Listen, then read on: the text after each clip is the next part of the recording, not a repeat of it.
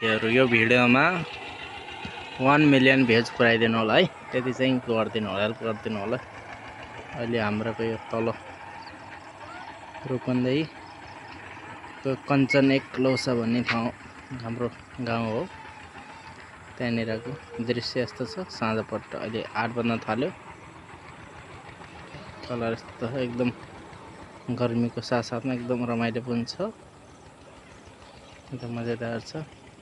सबैजना मस्तसँग है एकदम।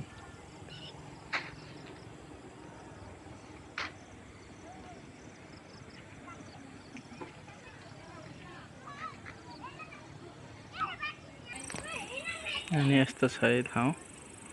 यस्तो एकदम चिसो चिसो मौसम छ अलिअलि।